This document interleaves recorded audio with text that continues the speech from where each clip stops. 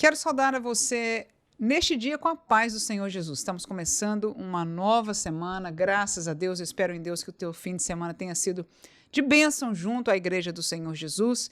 E nós vamos estar hoje terminando o Evangelho de João, capítulo 20. E depois só nos resta o último capítulo, portanto, nós estamos realmente terminando este Evangelho de João. Acho que ainda vamos terminar antes do fim do ano, mas vamos ver o que vai acontecer. E nesta devocional de hoje, nós vamos estar falando sobre os sinais de Jesus, as operações de milagres e maravilhas e a razão pelas quais ele fazia. É bem interessante, o Evangelho de João é um dos que mais esclarece esta realidade, e este versículo que nós vamos estar lendo, ele é bem direto ao assunto, e eu agradeço a Deus por isso, porque nos dá um entendimento também, porque hoje, o Senhor Jesus continua, porque isso é que não só nós cremos, mas nós evidenciamos que até o dia de hoje, o Senhor Jesus que prometeu fazê-lo, continua operando milagres, sinais e maravilhas no meio do seu povo. Vamos, portanto, ler o texto, são somente 2 versículos de João, capítulo 20, versículo 30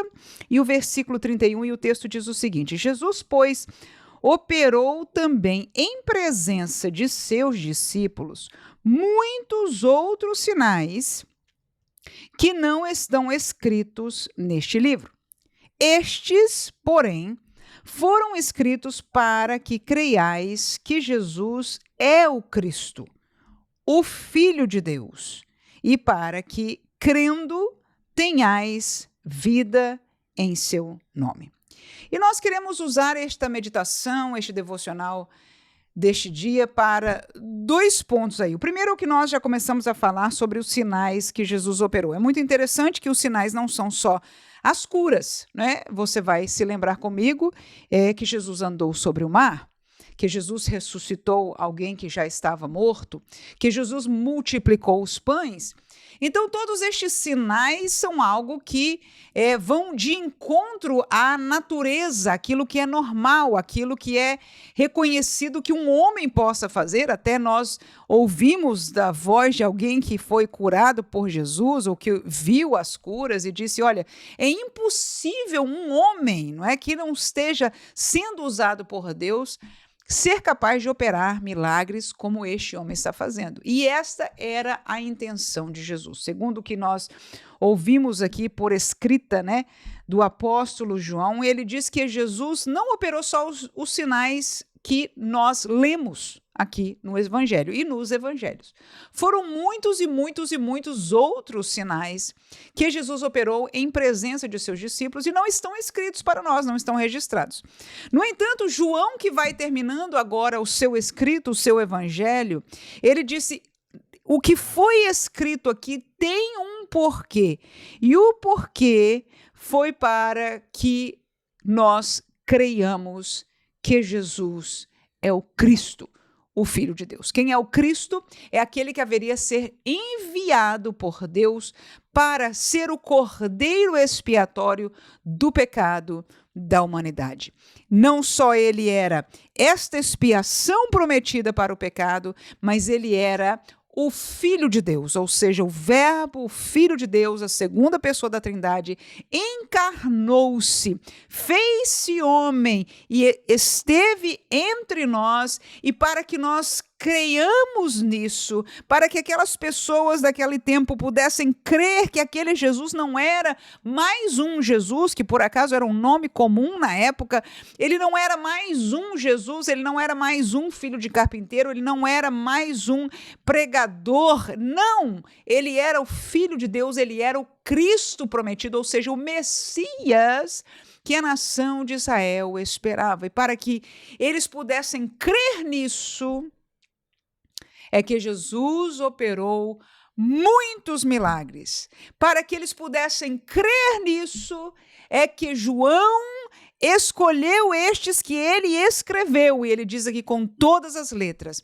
estes milagres estão escritos para que nós possamos crer que Jesus é o Cristo, é o Filho de Deus. Agora, a segunda parte dessa meditação, é que ele disse: uma vez nós crendo, nós temos vida em seu nome.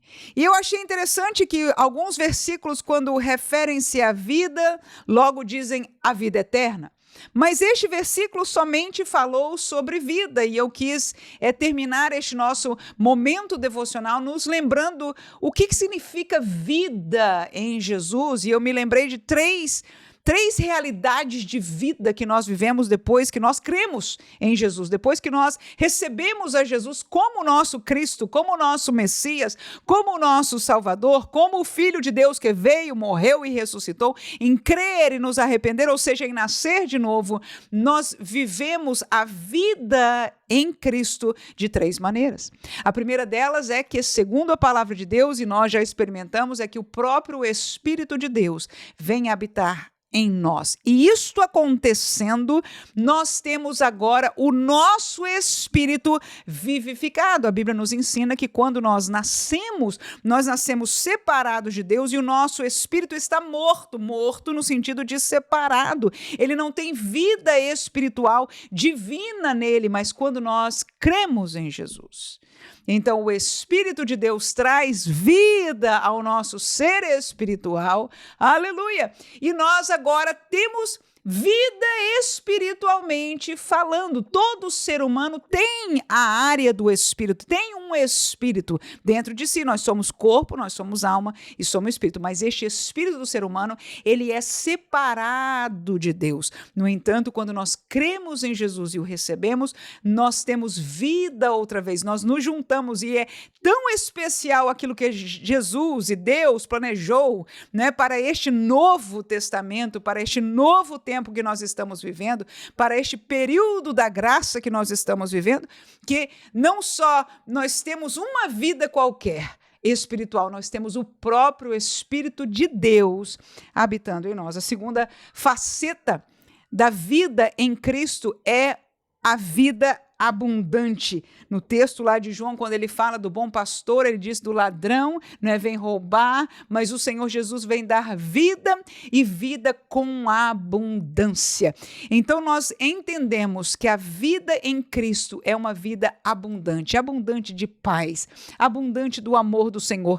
Todas as características, os atributos de Deus, morais, daquilo que ele é, não é?